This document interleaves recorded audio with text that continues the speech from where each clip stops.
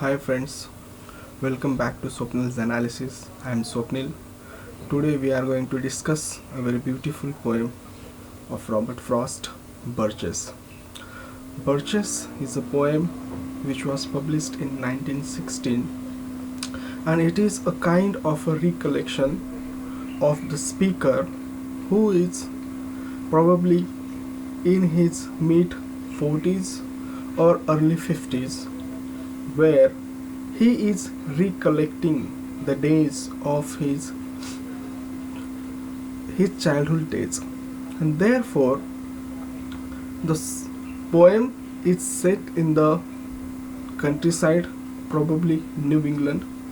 It speaks about a particular sport of swinging, where mostly played in the countryside or the rustic areas of all over the world, where the young children, they climb up to the trees and there they take a swing and they jump on the earth after taking the swing without breaking the branch of the tree. So here a similar kind of an incident is described by Robert Frost in this poem. Poem is pretty lengthy about 60 lines, and it is divided into three parts.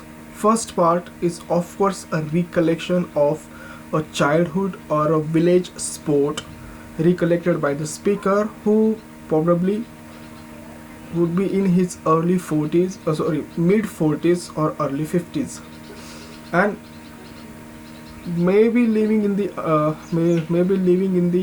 urban area, and on his visit to his village, and there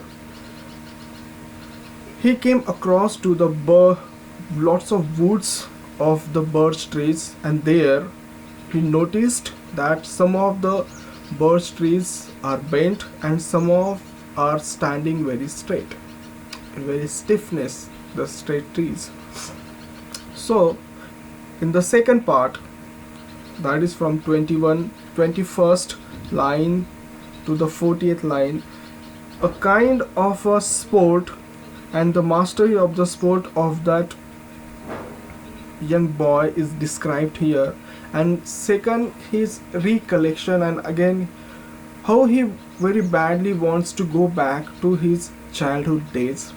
So basically Frost here wants to draw our attention to the thing that how our childhood days, they are very careless and very carefree, and when we all were child, how we enjoyed ourselves before thinking about the consequences.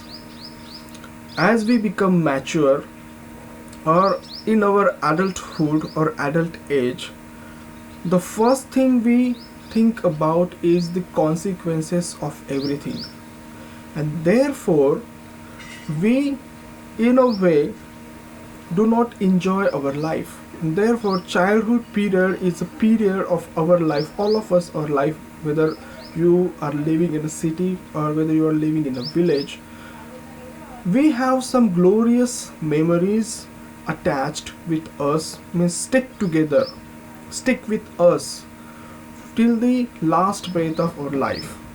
And therefore here the speaker, he is recollecting only his childhood memories, because for some people their college days are the golden period of their life, and for some people their high school age and the high school days are glorious period for them. It depends on the people, but most of the time those people who have had a great childhood, for them childhood days are the golden period of their life. And here it seems that the speaker, he had a very great childhood. So here again lots of another poem of Robert Frost, that he is describing about an activity, a village activity, a sport which is only played in the countryside, not only of New England but of other villages as well, and the sports like this many more. So here do attention to this fact And here there is a contrast, means here he tried to draw our attention to the contrast between our childhood days and our adulthood. The speaker here, he is an adult. So the poem commences thus: when I see birches bend to left and right across the lines of straighter, darker trees, I like to think some boy's been swinging them. But swinging doesn't bend them down to say as ice storms do. Here, no sooner did he see the bent tree than a thought crossed his mind that okay, that may have been done by a boy, by the swinging, the sports of swinging. Here he is speaking about. Suddenly, that is his imagination. Imagination and rationality plays side by side in this poem.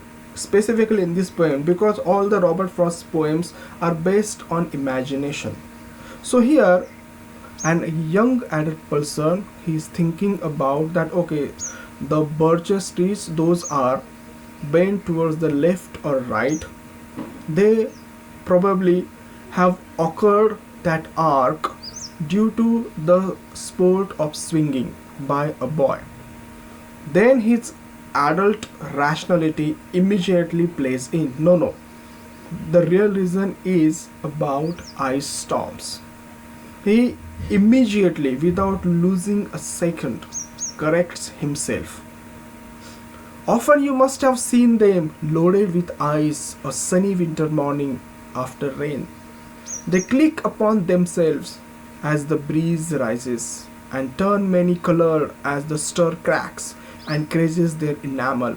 So what here he's asking us, that you might have seen such trees covered under the frozen snow, frozen ice, and they sparks in the early morning sunlight. Sparks means they glitter with different colors. Therefore he says that crazes their enamel. So here he says that because or due to the frozen ice, they have occurred that permanent arc, not due to the swinging of a particular boy or a village boy.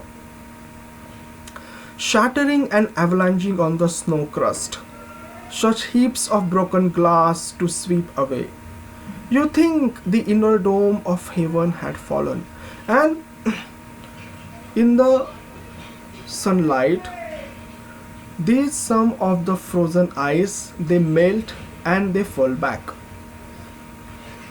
The sharp ice, and it looks like the heaps of ice, the broken ice, they saturate there right below the branch of the tree.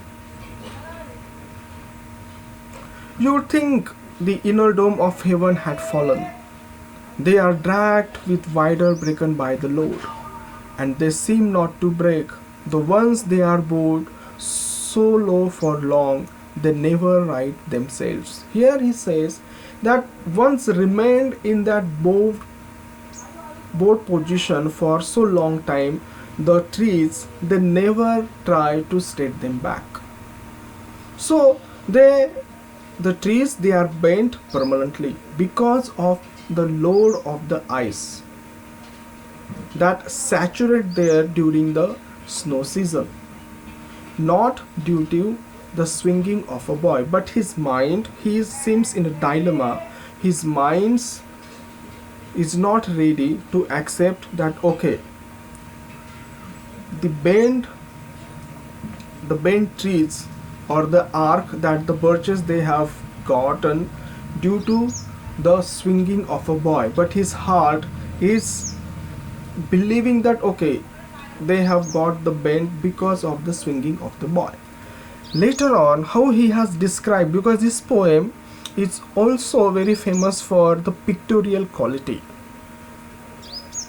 You may see their trunks arcing in the woods, years afterwards, trailing their leaves on the ground, like girls on hands and trees that throw their hair before them over their heads to dry in the sun. Here he has compared to the bent trees and their branches touching to the ground with some village girls drying their hair in the sun by bending forward.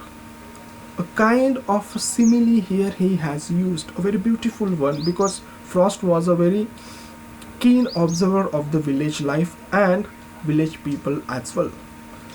But I was going to say, when the truth broke in with all her matter of fact about the ice storm, I should prefer to have some boy bend them.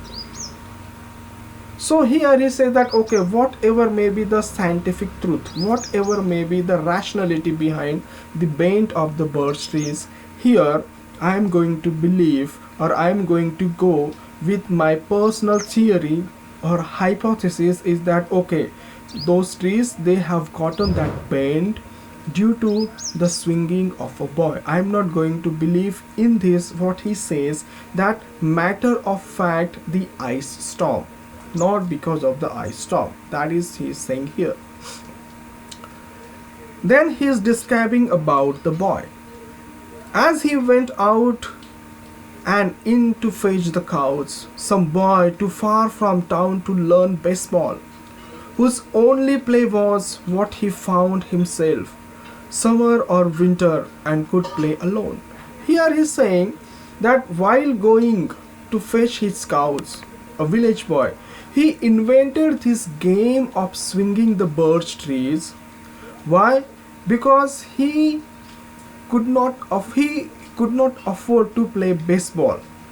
Why? Because baseball is a city game, means all of the games, they are city games, and which required some instruments, sports instruments, and again some players or companions. For instance, baseball, it will require ball, it will require bat, at least 4 people, and the most important thing, it will require a ground.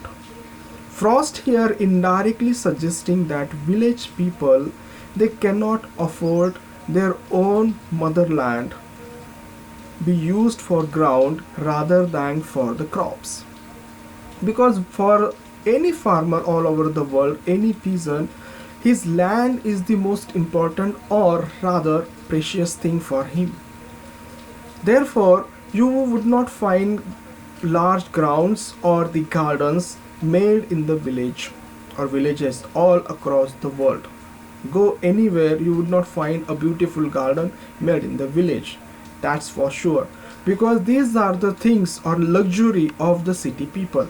And here he wants to focus on this point, because far from town to learn baseball, he cannot learn, means he cannot play baseball, because which requires other companions as well.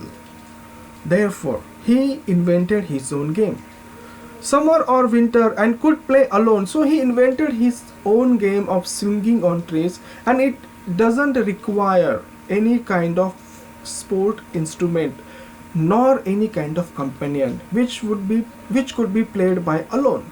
Therefore he says, one by one he subdued his father's trees by riding them down over and over again until he took the stiffness out of them. Not one but hung limb, not one was left for him to conquer. Here, this subduation or the conquering of the trees is compared as a kind of a victory of a king who wins one kingdom after another kingdom. Here he says that the boy, he invented his own game while fetching his cows. Because what he used to do, he would climb up on the tree and then he would go on the top, because the birch trees, they are very slender, and then he would hang upon them. He would hang till the moment the trees would not break, and he would dislodge from the branch, and he would land perfectly on 2 feet to the ground without hurting the trees, without hurting himself. That he has mastered. Therefore he says, he learned all there was to learn about to launching out too soon, and so not carrying the tree away clear to the ground, because he mastered when to launch without breaking the tree. He always kept his poise to the top branches, climbing carefully with the same pains you used to fill a cup up to the brim, even above the brim. So here he is comparing the mastery of launching from the tree to a person's skill to fill a cup to the outer edges of that cup without spilling off a single drop of water or whatever that liquid may be. That requires art. Likewise also practice. So here he practiced a lot when to launch and when to not, without hurting himself simultaneously, without breaking the birch branch. Then he flung outward, first feet with a swish, kicking his way down through the air of the ground. So I was once myself a swinger of birches. Here he now has given us some information about himself. Well, he was a child. He was also the swinger of birches. He also used to play similar game. Probably he may be speaking about his childhood. He is recalling his beautiful childhood memories, and therefore he said that I was also a swinger of birches. So I dream of going back to be. Now here he said that I want to go to the specific period of my life, because if given opportunity, if asked by someone that which is the glorious period of your life, then I would definitely say my childhood days. I would like to go back to my childhood days. It's when I'm weary consideration and like is too much like a pathless wood, where your face burns and tickles with the cobwebs broken across it, and one eye is weeping from a twigs having lashed across it open. I would like to get away from the earth while. What here he says that when someone is going from the rough patch of his life, pathless wood indicates towards that, and then if someone asked me that to just forget about this contemporary or this present agony or present sadness of my life, then I would like to go back to my childhood days, just to go away from this current melancholy period of my life. And therefore towards the end of the poem he says, and then come back to it and begin over. What he says, I just want to go away from the earth, and then again I would like to come back to it. And again he very immediately correct himself, may no fate willfully misunderstand me and half grant what I wish and snatch me away not to return. Please do not consider it as my final wish. Earth is the beautiful place. I want to live here. Please do not half-heartedly grant my wish, and I want to return back to this earth. I just want to forget this contemporary bad patch of my life, and I want to go back to those childhood days where I was very carefree and I was alone. I was too with myself, because children at that time, they do not care about their future. They just care about enjoying themselves. Here Frost probably wanted to draw our attention to the life, that life is very short and one should enjoy every moment of life. Earth's the right place for love. I don't know where it is likely to go better. He says Earth is the best place for love. Earth is the best place for life. And he has no idea is there any other better place than Earth, because we all have seen the movies, sci-fi movies, and the movies specifically made on the space, that even we are still searching for another planet and still we have not found one better than the Earth. Therefore Robert Frost is saying here that Earth is the right place for the love, means for living, for love, because you would find love you would find life only on the earth, not on any other planet. That was his thinking. I would like to go back climbing a birch tree and climb black branches up a snow white trunk toward heaven, because that top part of the tree and that swinging period where he is hanging on that birch tree and he is above the earth, he is considered as the most happiest moment of his life, and he has used a metaphor of heaven, just like the heaven, hanging there and above the earth, just like the heaven. The joy you would not get anywhere on the earth, anywhere in the world. Therefore he said that toward the heaven, till the tree could bear no more, but dipped to its top and set me down again. That would be good, both going and coming back. One could do worse than be a swinger of birches. He says that I just want to play that sport. I just want to hang in the middle between the heaven, in the air, and the earth. I just want to enjoy those moments again. I just want to be a child.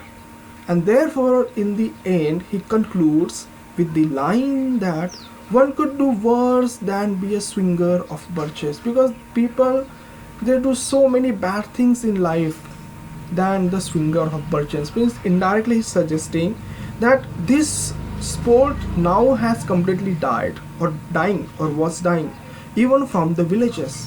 Village people, they do not play these kinds of sports because they have a kind of attraction of a city life. Remember, Robert Frost, he has always written about in contrast between the village life and the city life.